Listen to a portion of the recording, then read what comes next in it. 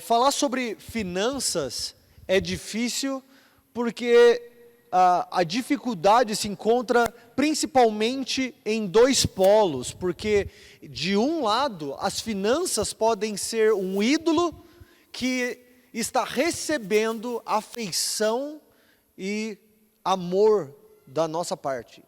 Então, ela é um ídolo que nós estamos aqui adorando e servindo a esse ídolo. Mas por outro lado, essa mesma finança, essa mesma provisão, dinheiro e tudo mais, por outro lado na nossa vida é uma tremenda causa de dor, medo e ansiedade e angústia. Como é que pode isso, né? De um lado nós estamos dizendo, eu quero, eu amo, eu quero mais, eu preciso de mais. Nós servimos o nosso trabalho, nós buscamos carreira, nós buscamos prosperidade, nós queremos e nós até perguntamos para o dinheiro o quanto nós podemos dar, o quanto nós podemos amar, o quanto nós podemos servir, o quanto nós podemos ir. É um ídolo desse lado. Do outro lado, esse ídolo está nos oprimindo, nos fazendo perder a esperança no grande provedor da nossa vida, nos fazendo ter dificuldade de acreditar que Deus nos vê, nos fazendo cegos para o cuidado do Senhor na nossa vida. Nós estamos aqui com provisão, nós estamos aqui com alimento, com cuidado, com roupas, nós temos pessoas ao nosso redor, mas na nossa cabeça nós estamos angustiados pensando, eu não vou ter para mim amanhã. O Senhor não vai se preocupar com o meu pequeno problema aqui. E isso começa a angustiar o nosso coração, começa a criar em nós um senso de abandono. Nós começamos até mesmo parar de orar, porque nós paramos de orar porque nós começamos a pensar que as nossas dificuldades, as nossas necessidades são pequenas demais para fazer com que o Deus do universo se preocupe em movimentar os céus e a terra por nós. Ele tem muito o que fazer, ele tem muita gente para cuidar, ele não vai fazer aquilo que ele precisa fazer para que eu tenha sustento para minha família. Dois polos. Então, dentro da igreja, se você fala a respeito do assunto de finanças, você vai ter todo tipo de atitude de resposta, especialmente respostas negativas. Porque quando você fala de finanças, você está puxando a dor de alguém. Na verdade, nós estamos puxando a dor de todo mundo. Porque todos nós precisamos de dinheiro. Todos nós temos dinheiro. Pouco, muito, esporadicamente, pelo menos no primeiro dia do mês, né? Já lá para o quinto já fica mais difícil. Mas em alguma capacidade, todos nós estamos envolvidos com o dinheiro. A questão é, o que é que o dinheiro é para nós? O que é que o dinheiro está fazendo conosco? Nós estamos servindo o dinheiro ou o dinheiro está servindo a nós? O nosso propósito está dependente do dinheiro ou o dinheiro tem sido uma ferramenta para nos impulsionar ao nosso propósito e destino da parte do Senhor? O medo e a ansiedade referentes à finança levam muitos a uma vida impotente e sem esperança ao ponto mais terrível de desejar a morte. Impotente no sentido de sem poder para mudar. Porque você olha às vezes a situação financeira da sua família, a situação financeira da sua empresa, da sua realidade, e você literalmente não vê esperança. Você não vê saída, você não vê uma porta aberta, nem para fugir. A gente fica tão paralisado e com medo da realidade, do poder que as finanças têm sobre nós, daquilo que nós acreditamos, do poder, a opressão das dívidas, o aluguel que está chegando, as compras que precisam ser feitas, a viagem, a mudança, são tantas as coisas que estão como pecado atrás da moita, como um leão, esperando para nos pegar, e nós vivemos com aquela opressão o tempo todo. sem saber como sair, sem saber como fugir. Isso começa a fazer crescer medo em nós. A ansiedade começa a crescer em nós. Nós começamos a sofrer antecipadamente.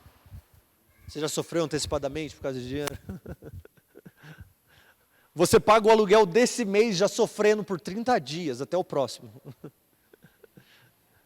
E é engraçado que nós temos uma memória podre, horrível, em relação à provisão do Senhor. Não é verdade?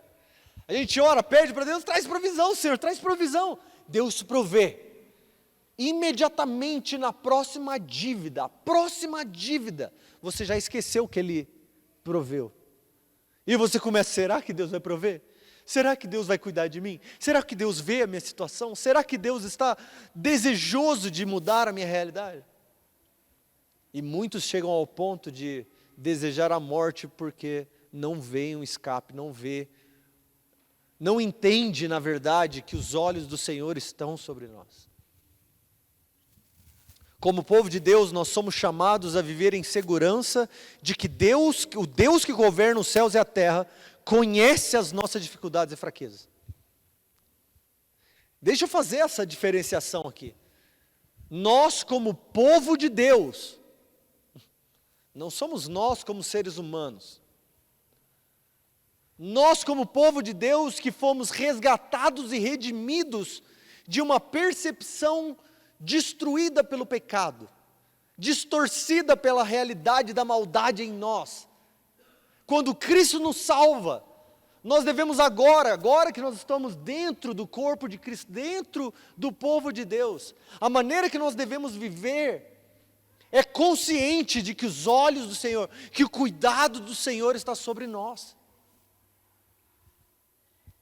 E muitas vezes não é a verdade. Muitas vezes nós continuamos com a mesma percepção que nós tínhamos antes de sermos salvos. Muitas vezes nós continuamos com os mesmos medos de antes de nós termos sido salvos. Nós estamos carregando ainda a ansiedade ou medo. Deus se preocupou em me salvar, mas será que Ele vai cuidar de coisas como uma conta de luz? Será que Deus vai cuidar de coisas como fralda para o meu filho? Ele tem outras coisas para fazer. Ele não vai parar tudo para trazer uma fralda. Nós estamos com a percepção distorcida. Estamos carregando uma realidade de fora do corpo de Cristo, de fora do povo de Deus para dentro, de uma realidade que nós não deveríamos viver. O medo e a ansiedade pelo dinheiro nos impede de viver no chamado e destino como amados do Senhor, amando e servindo a Deus de todo o coração. Quando nós temos insegurança e ansiedade, o nosso relacionamento com Deus é afetado. Nós deixamos de ouvir as verdades que Ele declara sobre nós. Porque nós começamos a ouvir as mentiras do que as finanças estão declarando. Você não vai pagar, você não é amado, Deus não se preocupa com a sua situação. Porque se Deus fosse bom, você não estaria nessa situação. Porque se Deus cuidasse de você, Ele não permitiria que você sofresse assim. Alguém? Vocês estão aí? É o frio? É o sono? O medo e a ansiedade causada pelas finanças, na verdade, apontam para o nome do nosso Senhor a quem servimos. Ou nós servimos a Mamon, ou nós servimos ao Senhor. Foi aquilo que nós lemos no texto de Mateus 6, semana passada. Não podeis servir a dois senhores. E é engraçado que no Novo Testamento você vê a declaração, a afirmação de Cristo como o único Senhor. Mas quando Cristo fala a respeito de finanças, Ele fala a respeito de finanças com um poder de senhorio, com um poder de posse, um poder de propriedade. Isso que é senhorio, dono, aquele que tem posse de algo, aquele que ordena. Quando Jesus, o Senhor dos Senhores, o único verdadeiro Senhor, fala a respeito do dinheiro, Ele fala, quando você se coloca debaixo da preocupação, do medo, da ansiedade, quando você se coloca debaixo do dinheiro, você coloca Ele como seu dono. E é impossível você servir ao dinheiro e servir a Deus ao mesmo tempo. Isso vem claro desde o começo das Escrituras, desde o começo do povo de Deus, quando Deus instrui o seu povo de que você não pode ter outros deuses além de mim. Você não deve servir a outros senhores além de mim. Você não deve se prostrar a falsos deuses, porque um só é o Senhor, verdadeiro é o seu nome, Ele é o Deus de toda a terra. Você não pode servir a ninguém mais. Mas agora nós deixamos de confiar em Deus, o verdadeiro Deus, e começamos a servir algo criado, que serve ao Deus verdadeiro. Olha como a nossa consciência distorce a realidade. Nós começamos a pensar que a realidade das dívidas, do medo, do trabalho, da alimentação, do nosso futuro, do nosso destino, estão nas mãos das finanças e não nas mãos do Senhor e Criador de todas as coisas. Abre comigo em Mateus 6, versículo 25.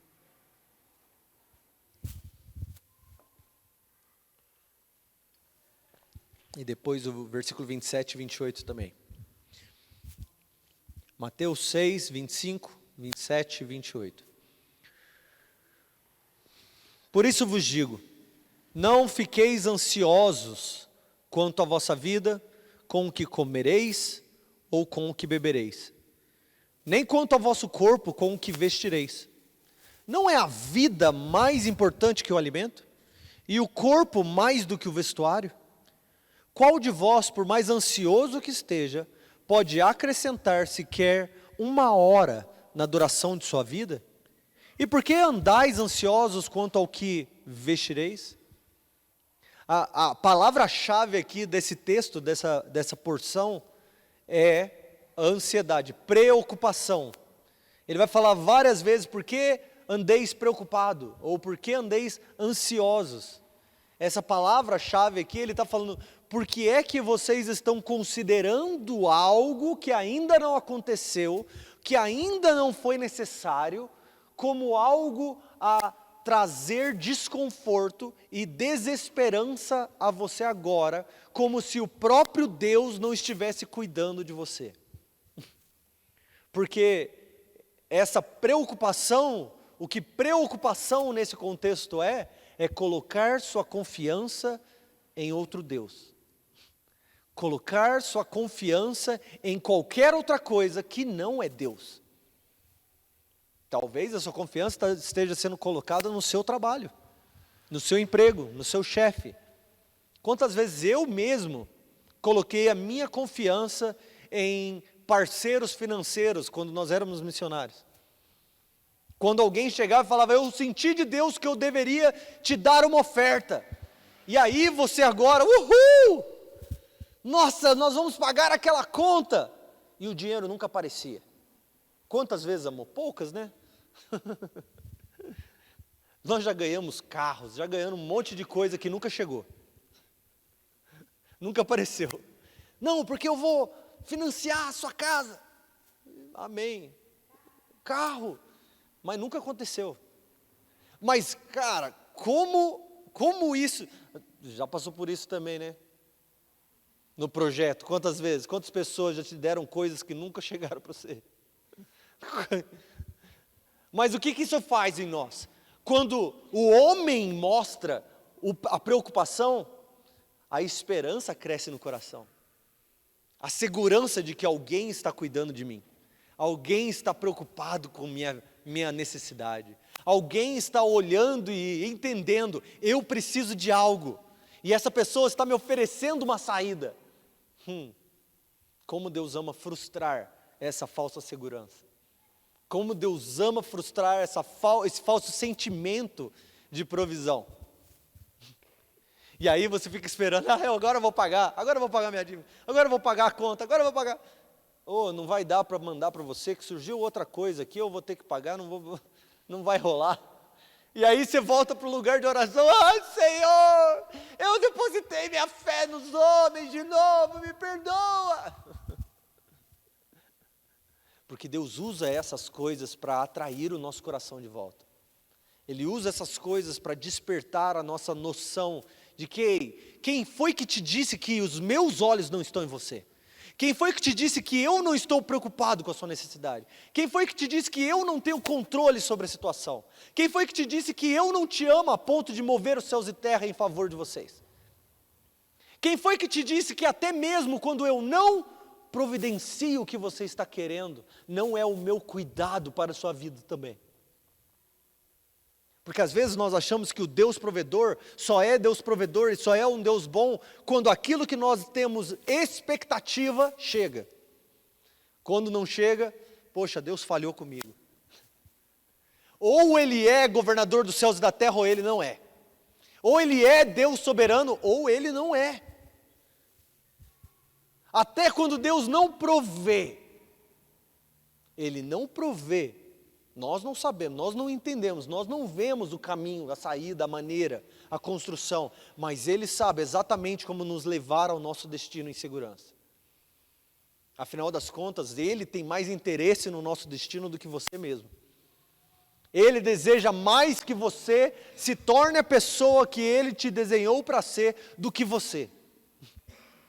Você até deseja ser a pessoa que vai amar Deus de todo o coração, mas Deus deseja que você seja essa pessoa mais do que você. E nós não sabemos em quem confiar, em quem depositar, para quem chorar.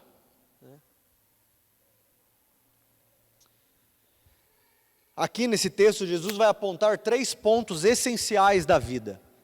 Ele vai falar sobre comida, sobre bebida e sobre vestimentas. Só isso. Ele não vai falar de mais nada. Ele não vai falar de moradia, ele não vai falar de internet, ele não vai falar nem de café, que é uma essência da vida, não é? Sim. Amém? Amém? Aleluia. Né? Entra na bebida, né? Eu vou prover café. Aleluia, glória a Deus. Amém. Mas ele não vai falar sobre você que precisa de um computador, você que precisa de um celular. Ele não vai falar de nada, um instrumento novo, um instrumento de trabalho. Mas ele fala sobre 3 coisas que todos nós precisamos: comida, bebida e roupas. Eu me lembro até hoje que uma vez o meu pastor lá nos Estados Unidos, ele disse que ele estava num momento de oração e ele estava estudando o fim dos tempos. E aí ele falou que estava estudando a respeito da grande tribulação e tal. E aí Deus falou para ele assim, 3 coisas eu te prometo: comida, bebida e uma roupa para vestir. Aí ele falou que ele trucou Deus na hora. Falou, não, está amarrado, né? Está amarrado, Deus. Te repreendo, Deus. Como assim comida, bebida e uma roupa para comer? Espera aí, mas e um lugar para dormir? Comida, bebida e uma roupa para vestir, eu te prometo. Deus, mas espera aí, segurança, Deus, de que ninguém vai me fazer mal. Comida, bebida e uma roupa para vestir, eu te prometo. Ele falou, Deus, não pode ser. E foi só depois que ele, lendo esse texto, ele entendeu que essas são essenciais. O resto nós podemos ou não ter. Desculpa se você veio para a igreja buscando uma palavra positiva de prosperidade financeira e agora você ouviu que Deus vai te dar comida, bebida e uma roupa para vestir, só isso. Contanto que seja de marca, né? Contanto que o restaurante seja bom, contanto que a bebida seja cara. Não, comida, bebida e uma roupa para vestir.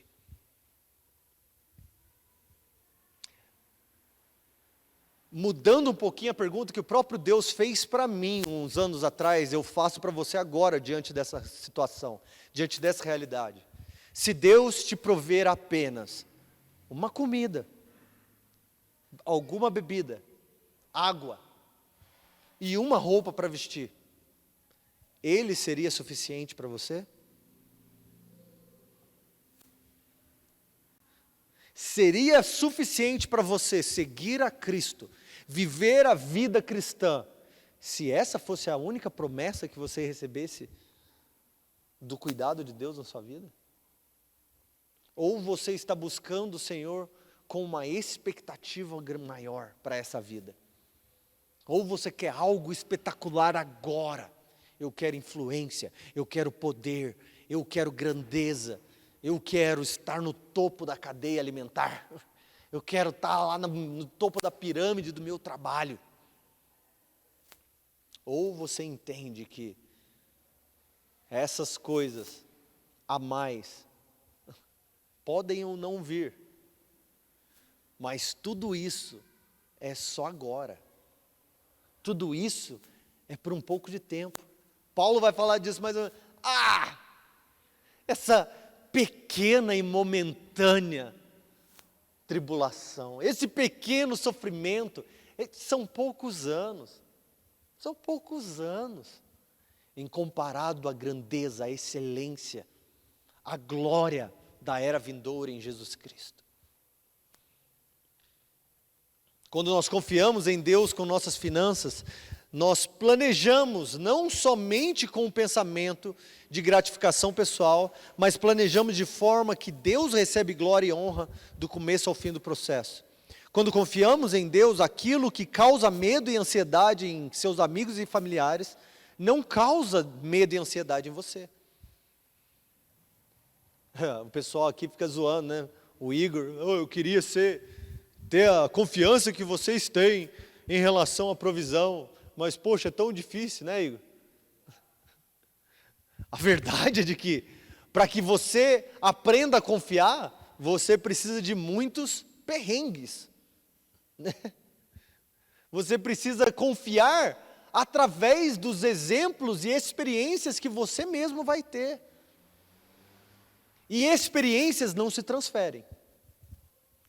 Experiência não é passada com uma imposição de mão. Deixa, quem gostaria de ser uma pessoa de fé aqui agora, uma pessoa que não tem medo de passar perrengues, vem cá que eu vou pôr a mão e passar para você. Não existe isso, gente. Não existe isso. Experiência se vive, não se recebe.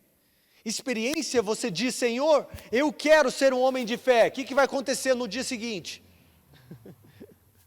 Você vai ser colocado naquela situação gostosa, que vai depender de você crer ou não em Deus. Quem aqui quer ser uma pessoa de fé? Poucos responderam. Quem aqui quer ser uma pessoa de fé, gente? Ainda poucos respondem. É isso que eu quero mudar até o final. É essa percepção de, se eu me colocar para ser uma pessoa de fé, eu vou passar perrengue, mas será que eu quero passar perrengue? Será que eu quero passar pela experiência e pelo processo para chegar lá do outro lado? Nós queremos um micro-ondas, velho. Nós queremos, coloca aí 20 minutos e plim, você é uma pessoa de fé. Plim, você confia em Deus com todo o seu coração, aleluia. Não existe, não existe.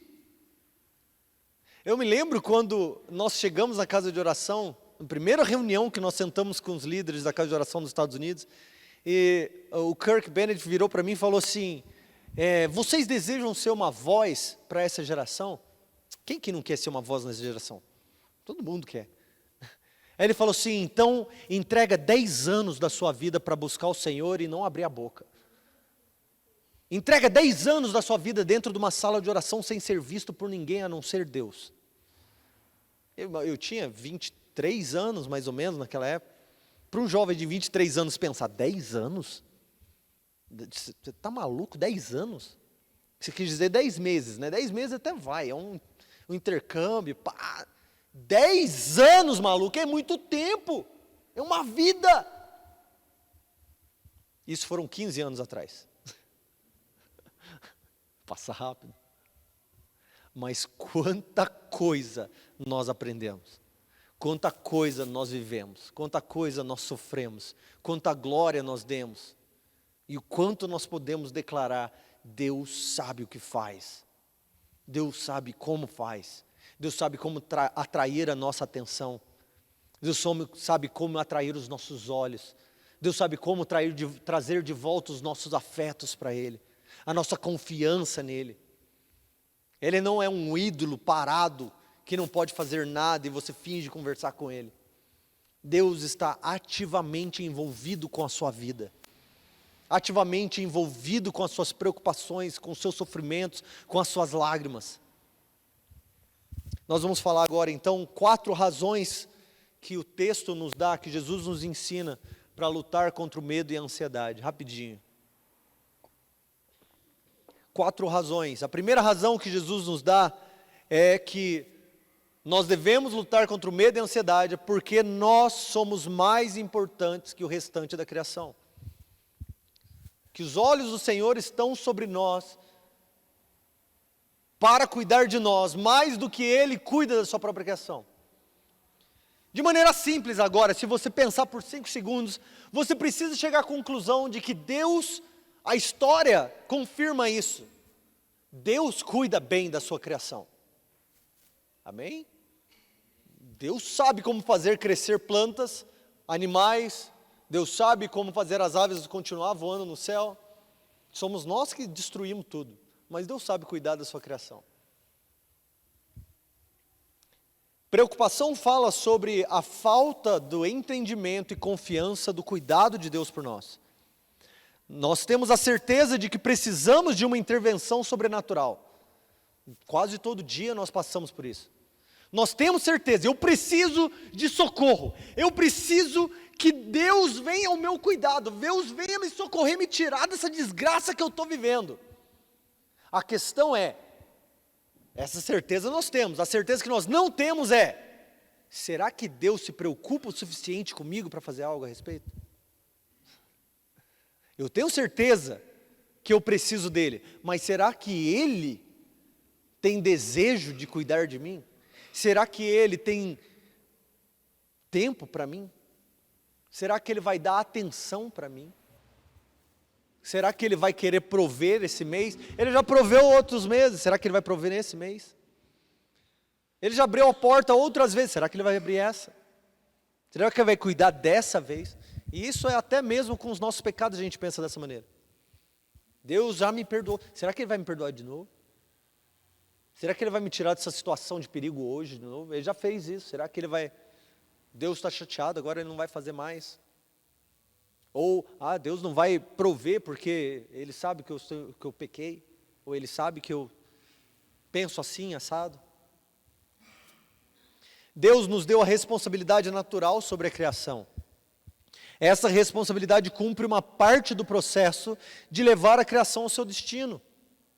A outra parte está nas mãos do Deus soberano. O que isso significa? Quando Deus criou o homem, Ele deu ao homem a responsabilidade de se engajar com a criação para trazer provisão.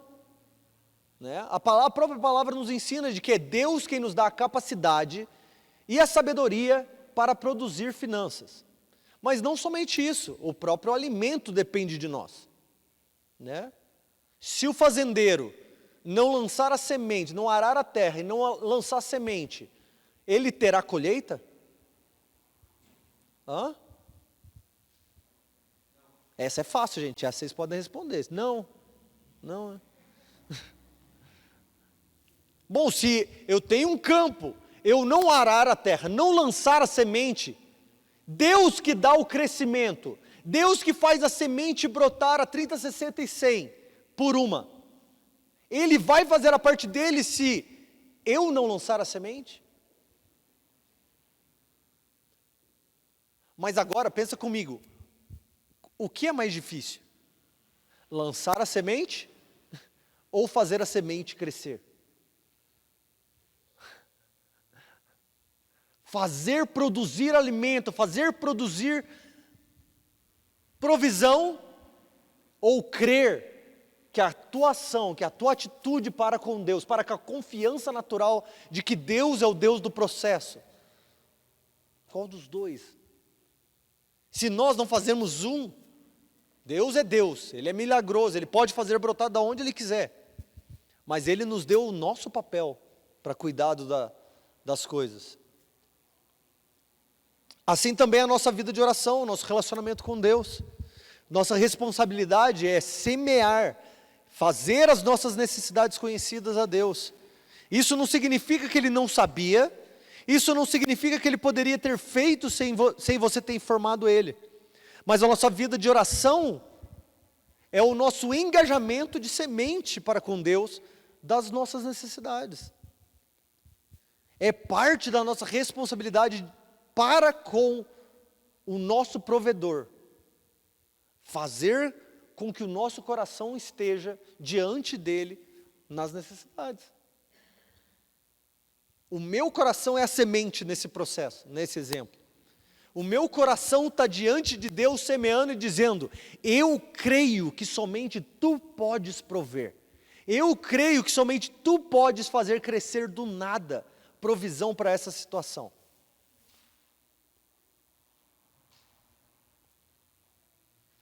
Para quem não sabe, esse prédio é um milagre. Esse prédio ficou fechado em Varginha, caindo aos pedaços. Se você quiser foto de como ele estava quando a gente pegou, a gente mostra depois. Ele estava caindo aos pedaços por 20 anos nessa cidade. Ninguém abriu ele para cuidar, ninguém pegou ele para criar. Ninguém queria. Era um elefante branco no meio da cidade. O dono comprou por uma pechincha porque o dono anterior não queria mais esse prédio. E ele comprou para não fazer nada, um investimento. Depois ele pensou em transformar isso em um estacionamento. Fazer uma plataforma aqui e transformar isso em estacionamento. 20 anos parado, nada foi feito. Outras igrejas já tentaram alugar, não conseguiram. Outras pessoas já tentaram comprar, não deu certo. E o prédio continuou fechado por 20 anos. No mês que nós mudamos para Varginha, depois de 20 anos, esse prédio ficou para alugar. 20 anos fechado. No mês que nós mudamos, colocaram uma plaquinha: aluga-se. Quando nós conversamos com o dono, resumindo a história, quando nós conversamos com o dono praticamente disse para a gente: eu quero que vocês aluguem esse prédio pelos próximos 10, 15 anos, quanto vocês quiserem. Eu acredito no que vocês estão dizendo que vão fazer, e essa cidade precisa do que vocês estão fazendo. E ele, sem crer em Jesus, não era um cristão, um homem de negócios, que todo mundo dizia: esse cara não vai ajudar vocês em nada. Ele praticamente entregou esse prédio na nossa mão e falou: eu vou dar X tempo para vocês construírem e reformarem, sem pagar um centavo para estar nesse lugar. De uma maneira que você não acreditaria se eu dissesse quem era, como aconteceu e como nós viemos parar aqui. Quem está aqui com a gente sabe, umas semanas atrás nós dissemos: esse chão aqui era horrível. Quem estava aqui antes do chão? Quem se lembra do chão horroroso? O chão que você lava, varre, ele continua sujo. E aí um dia nós chegamos e falamos: a gente podia comprar um carpete para esse negócio. 3 dias, do nada. Eu acho que 95% das pessoas não acreditaram. Em 3 dias, a provisão apareceu para comprar esse carpete. Em 3 dias, para uma comunidade de 25 pessoas. Ali não tinha um centavo para comprar um carpete. Por que eu estou dizendo isso? Esse prédio foi colocado na nossa mão. E esse tempo X que eu acabei de falar, está acabando no mês que vem. A partir do mês que vem, só Deus sabe como é que nós, essa pequena comunidade aqui, de meia dúzia de gato pingado, que ama Jesus e quer servir nessa cidade, se reúne nessa casa, esse prédio gigantesco. Primeira vez que nós entramos nessa casa, tem um videozinho que você iria rachar de rir, né, Ana? A nossa igreja alugou esse prédio que cabe 300 pessoas. Quando nós abrimos essa porta, 15 pessoas entraram nesse lugar. Não tinha nem 15, eu estou exagerando para parecer bastante gente, eu acho. mas eu acho que não tinha nem 10. O videozinho, a gente abrindo assim, aí mostra a gente aqui no meio, tipo assim, a gente ocupava menos, tinha menos, tem mais gente naquela sessão aí agora do que tinha aí dentro dessa sala. E uma coruja que morava ali em cima.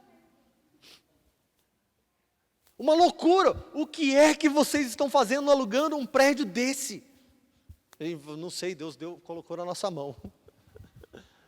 Esse prédio foi mais barato alugar esse prédio do que alugar uma outra garagem em um bairro afastado. Deus fez coisas incríveis para que a gente estivesse aqui até hoje. Ganhamos milhares e milhares de reais só para cuidar desse prédio. Coisas que a gente não entende por que Deus está fazendo isso. Mas aí, para aqueles que estão na liderança, que carregam um fardo maior, um peso maior, quando eu lembrei os esquecidos, está chegando a hora de pagar o aluguel. E aí? E agora?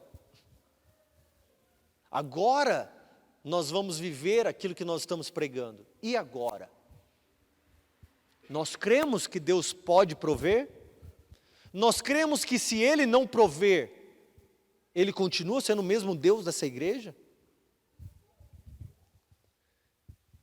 Se Deus prover para a gente permanecer nesse lugar pelos próximos 10, 15 anos, Ele continua sendo Deus.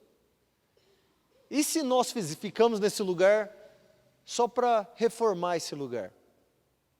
Aí já ofende o coração de muitos. Né? Porque a gente começa a ganhar apego por um lugar assim. A gente não quer sair do lugar que nós nos esforçamos. Eu pintei esse teto inteiro de preto. Estou com dor nas mãos até hoje de ter pintado esse trem. Esse isopor que foi colocado aí, eu, o Igor e outros 2 colocamos esse negócio inteiro. Cortar grampinho, todo mundo vinha para vamos terça-feira à noite cortar grampinho para pendurar os negócios. Instalei essas luzes em 6 horas. Cada pedaço dessa sala, cada pedaço desse lugar. Ô Igor, quanto tempo vocês pintaram essa parede? 3 dias pintando uma parede. Essa parede tem quase 10 por 10 de altura. Caco, quantos pregos você tirou da parede, cara? Aonde a gente olha, tem um pedacinho de nós nessa sala. Isso afeta o nosso coração.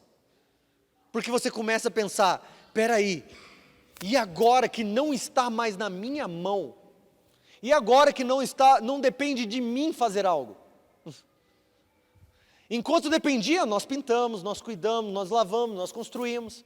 Eu posso fazer algo a respeito. E agora que necessitamos de provisão que não cabe no meu bolso e no seu bolso, o que nós vamos fazer? Mateus 6, versículo 26. Olhai para as aves do céu. As aves do céu, elas não semeiam, elas não colhem, elas não ajuntam em celeiros, mas o vosso Pai Celestial as alimenta. Por acaso vocês não têm mais valor do que elas? Aqui, quando Jesus fala, olhai para as aves do céu, Ele está dizendo, cala a boca e aprende. É isso que Ele está dizendo. Ele está dizendo, senta e olha, senta e ouve. Você é o aluno, as aves são seus professores. As aves sabem algo que você não sabe, então, aprende. É isso que Ele está dizendo. Aprenda com o exemplo das aves. Oh, aleluia.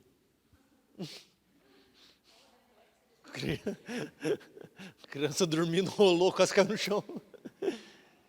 Então, olhe para as aves que estão voando. O que Jesus está querendo dizer? Ele está dizendo o seguinte, as aves não semeiam, vocês semeiam. As aves não colhem, vocês colhem. As aves não colocam o que eles têm no celeiro, vocês têm essa capacidade. Vem cá, gente, comigo. Vocês têm ferramentas, vocês têm tempo, vocês têm força, vocês têm habilidade, vocês têm dons, vocês têm muito mais capacidade de gerar recursos do que as aves. Mas o que é que as aves têm que vocês não têm? O que é que as aves entenderam que vocês não entenderam? Porque vocês são todo poderosos, vocês podem tudo, mas as aves todo dia levantam do seu ninho, e elas saem do seu ninho e vão procurar onde é que está a provisão do Senhor para mim hoje. Elas não perguntam, será que o Senhor vai prover? Elas sabem, o Senhor sempre provê. Se Ele sempre provê, onde é que está a provisão de hoje? Como é que eu vou trazer para casa hoje a provisão para a minha necessidade de hoje? Elas não vão para o banco e falam, ô banco, me empresta aí umas minhocas para os meus filhos, meus filhotinhos. Não. Elas falam, deixa eu ir, sair do meu ninho e procurar onde é que está a provisão para hoje. As aves são trabalhadoras, são diligentes, são cuidadosas e cumprem o seu papel para ter seu alimento. Mesmo sendo bons trabalhadores, o trabalho que faz não é a causa da sua provisão. Olha, presta atenção nisso, gente. Mesmo as aves sendo boas trabalhadoras, diligentes, esforçadas, o seu trabalho não é a fonte da sua provisão. Vocês conseguem entender isso para a sua própria vida? Você trabalha por 30 dias. Você ter trabalhado por 30 dias não é o motivo pelo qual você tem provisão na sua casa. É isso que ele está dizendo. Se você não entendeu isso, cala a boca e aprende com as aves. Porque elas entenderam que elas saem para o trabalho, porque Deus é o provedor delas. Elas sabem que elas estão vivas, porque Deus é o provedor delas. Elas sabem que elas podem sair do ninho, porque Deus é o provedor delas. Você vai para o seu trabalho, tendo que entender que Deus é o seu provedor.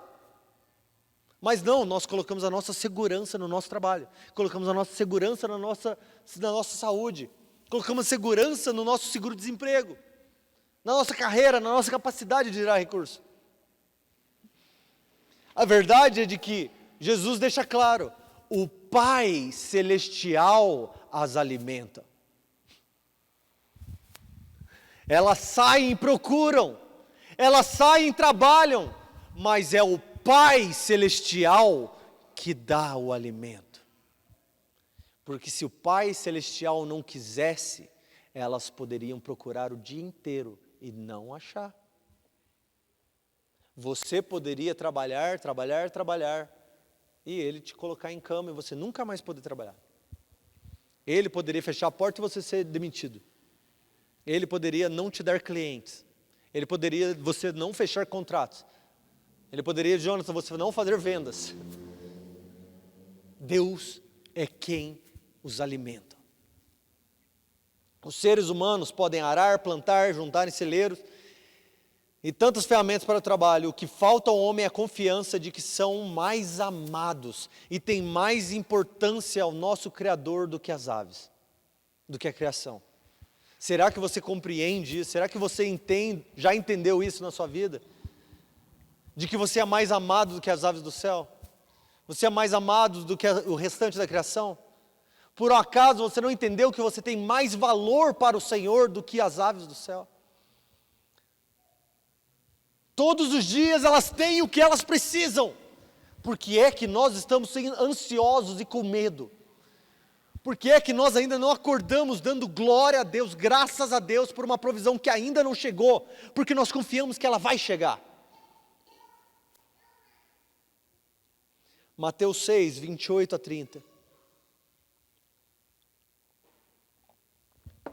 E por que andais ansiosos quanto ao que vestir? Olhai como os lírios do campo crescem. Eles não trabalham nem tecem. Mas eu vos digo que nem Salomão, em toda a sua glória, se vestiu como um deles. Se Deus veste assim a planta do campo, que hoje existe, amanhã é jogada no forno, quanto mais a vós, homens de pequena fé. Jesus nos chama atenção para as mais lindas e perfumadas e impotentes flores do campo. Que poder elas têm para fazer qualquer coisa em relação à sua existência? Nada. Elas não podem fazer absolutamente nada para crescer, para permanecer, para ser mais belas, para ser maiores. Elas não podem fazer nada. Jesus fala assim: nem Salomão, o homem mais rico do mundo, com toda a sua inteligência e capacidade, conseguiu se vestir como as belas flores do campo, que hoje estão lá. Amanhã, porque elas não têm como mudar a sua realidade, elas morrem e se tornam combustível para você, homem. São lançadas no fogo para que você produza algo.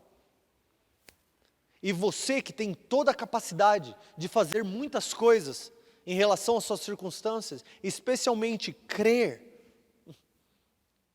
você não entende, não aprendeu com os lírios do campo ainda.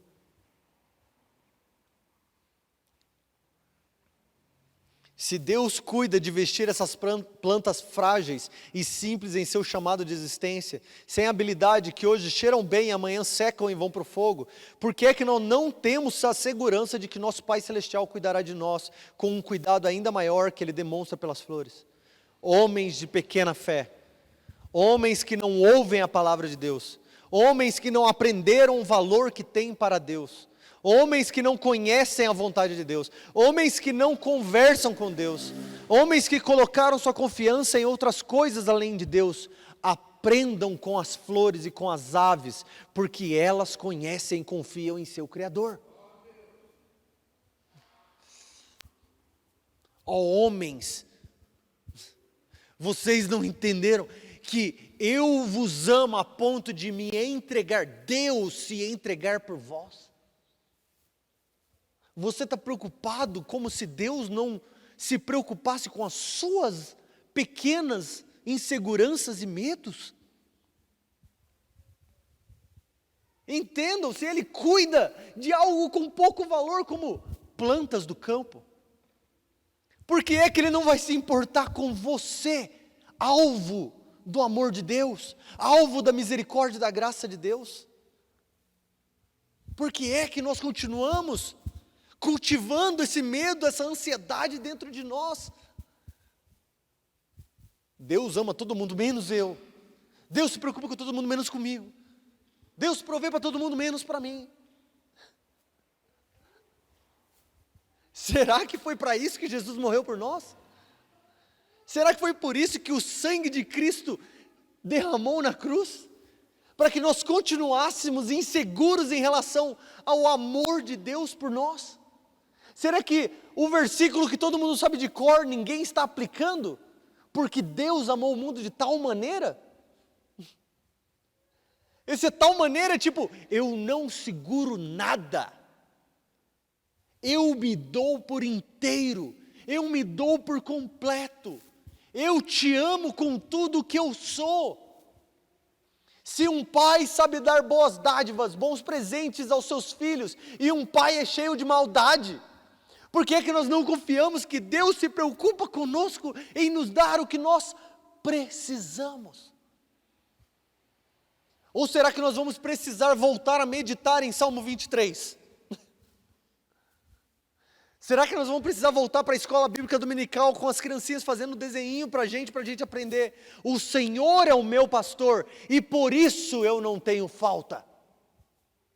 A questão não é, eu não tenho falta, o Senhor é meu pastor. E não, porque Ele é o meu pastor. O fato de Ele ser o meu pastor, quem Ele é o motivo de que nada me falta. Não é o quanto eu tenho ou se eu tenho o que eu quero. Porque Ele é o meu pastor, eu tenho o que eu preciso. Ele nunca deixa faltar para as minhas necessidades, não para os meus afetos, para os meus desejos. Ele me dá o que eu preciso, para que eu chegue onde Ele deseja. Está faltando fé. Deus, nessa noite, na nossa falta de fé, na nossa incredulidade, nos dê fé, nos ajude a crer. nos ajude a ver a sua mão na nossa vida. Segunda preocupação o segundo motivo que nós precisamos evitar ou vencer o medo e a ansiedade é que as preocupações não adicionam absolutamente nada à nossa vida. Mateus 6, versículo 27. Qual de vós, por mais ansioso que esteja, pode acrescentar sequer 1 hora, melhor, 10 minutos à sua vida? Quem de vocês, com a sua preocupação, pode adicionar 1 hora à duração de sua vida? Você não pode adicionar nada. A verdade de que a preocupação não pode adicionar nada, mas sabe o que a preocupação pode fazer? Ela pode tirar muita coisa. Ela pode não adicionar 1 hora, mas ela pode tirar anos da sua vida.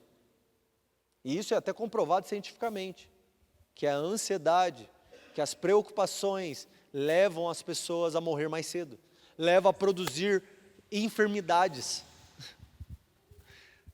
Ao invés de você produzir vida, você está produzindo morte com a sua preocupação, com a sua ansiedade, com a sua insegurança do amor e afeto de Deus por você.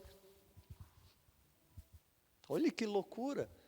O nosso desejo por controle, na verdade, acaba produzindo o contrário. Acaba trabalhando contra nós. A ansiedade e o medo podem fazer a gente viver menos, não mais. Ao invés de se preocupar e viver em medo, nós devemos produzir fé ao aproximarmos de Deus com gratidão pelo que Ele já deu e em esperança por aquilo que Ele vai dar. Então, ao invés de andarmos em medo e insegurança, nós devemos nos aproximar de Deus com confiança de que Ele sabe o que faz.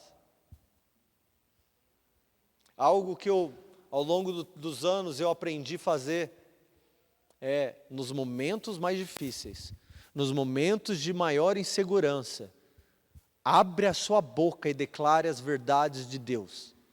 Abra a sua boca e declare o seu amor por Deus, a sua confiança em Deus.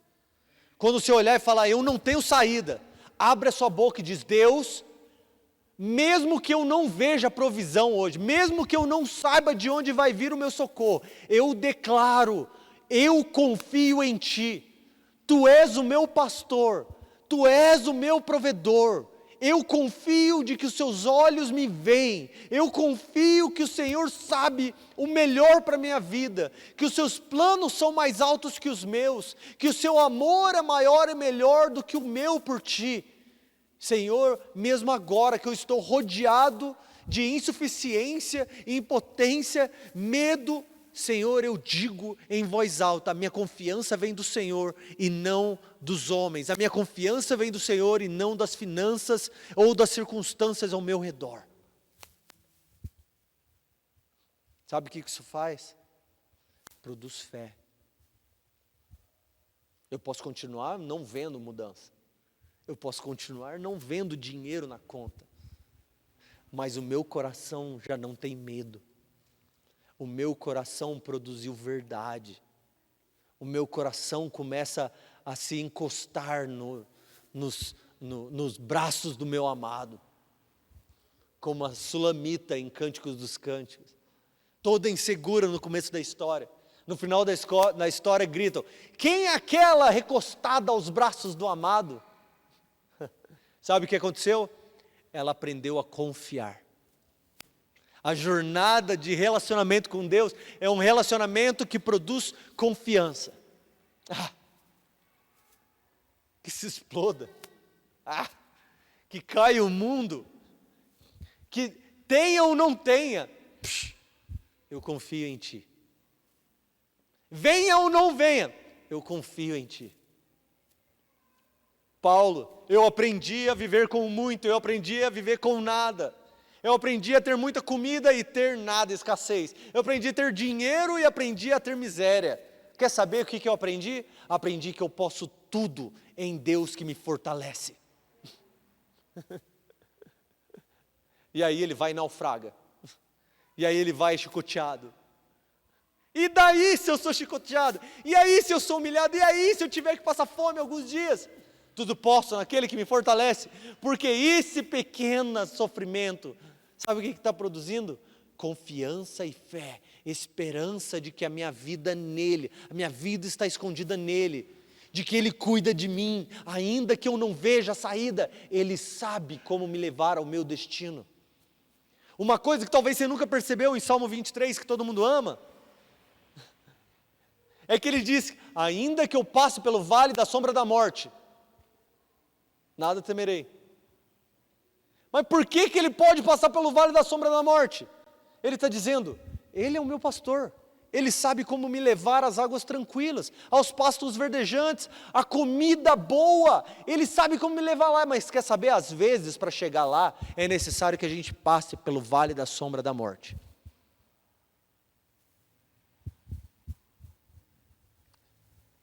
A maioria de nós, quando passa pelo vale da sombra da morte, se desespera, com medo e ansiedade. Será que Deus está vendo que eu estou passando pelo vale da sombra da morte? Será que Deus está vendo que a opressão ao meu redor? A gente esquece, eu estou passando por isso, porque é Ele quem está me conduzindo no meu caminho. Ele sabe como me levar para o outro lado da sombra do vale da sombra da morte. Ele sabe como me levar para as águas tranquilas. Eu confio em Ti, Senhor. Eu estou tremendo nas bases. Mas eu confio que o Senhor sabe como me levar lá. Terceiro, estamos acabando, gente, prometo. Deus conhece todas as nossas necessidades. Uma das maiores necessidades do cristão é realmente saber que Deus nos vê e nos conhece. Porque eu acho que às vezes a gente esquece isso. Talvez escreva em bilhetes, colhe ao redor da sua casa. Se você tem dificuldade de entender isso, coloca lá, Deus te vê. Ele é o Deus que vê. Ele é o Deus que te percebe, Ele é o Deus que te conhece, Ele sabe da sua necessidade, Ele sabe do que você passa. O medo é não acreditar que Deus sabe o que está acontecendo, ou que Ele tem capacidade ou vontade de fazer algo a respeito. Se Ele é soberano, se Ele se importa, se Ele me vê, então eu posso caminhar livre de preocupações em direção ao destino pelo qual Ele me chamou para viver. Mateus 6, 31 e 32. Eu espero que essa palavra esteja caindo em bom solo hoje, porque vocês estão quietinhos pra caramba. Espero que vocês estejam ouvindo, pelo menos. É o frio, dona Carmen? Eu acho que vou ter que falar todo domingo, falar, gente, é ok se dizerem amém, falarem aleluia, levantar a mão, ou falar, sei lá, dar um cheio, alguma coisa, dá sinal de vida. Mateus 6, 31 e 32, portanto, quer dizer, olha, ele acabou de falar sobre tudo isso que nós falamos. Olha para as aves, olha para os lírios do campo, entendam que vocês são um bando de gente sem fé, entenda que vocês precisam aprender a confiar em Deus, e aí ele diz esse portanto, tipo, sabendo disso, não vos inquieteis, não vos deixais abalar, dizendo, o que vamos comer? O que vamos beber? Com o que vamos nos vestir? Por quê? Porque são os gentios que procuram essas coisas. Gentios éramos nós, mas no sentido aqui é aqueles que não conhecem a Deus, aqueles que não creem em Deus, aqueles que não sabem da soberania e do cuidado de Deus, é que ficam preocupados com essas coisas. Por que é que você está clamando, choramingando pelos cantos? O que nós vamos comer amanhã? O que vai fazer? O que vai acontecer com meus filhos, com a minha família?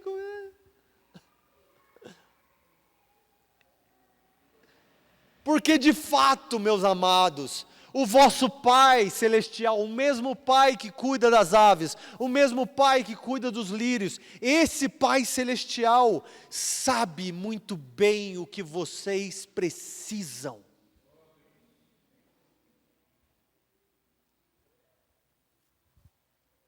Diga para você mesmo agora, não precisa dizer para mim, mas diga para você mesmo: Deus, o meu Pai, sabe o que eu preciso.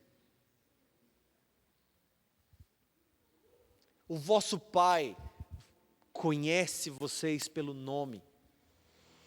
Vocês não são estranhos a Deus. Ele conhece a necessidade de cada um. Mas quer saber quem não se preocupa com você? Quer saber quem não está preocupado com os seus problemas? Mamon. Quer saber quem está mais preocupado em te ver no buraco? Mamon. Vocês não podem servir a dois senhores. Um se preocupa com vocês, o outro quer te escravizar no medo e na angústia. Deposita sua confiança no Senhor, vosso Pai.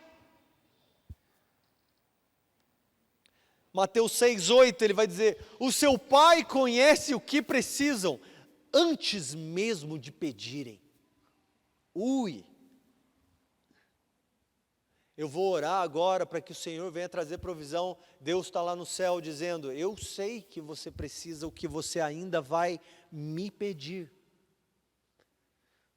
Essa é a realidade da oração, né? A realidade da intercessão. Pedir o que Deus nos ensina que Ele quer. E aí nós pedimos para Ele o que Ele deseja, e Ele nos diz o que Ele precisa, o que Ele quer fazer, e aí nós pedimos, e aí Ele faz o que nós pedimos para Ele, e no final das contas a gente acha que Deus vai fazer porque nós queremos, e a verdade é de que nós pedimos o que Ele sempre quis, e aí Ele nos dá exatamente o que nós pedimos em relação ao seu plano, porque é Ele quem cuida de nós. Para finalizar,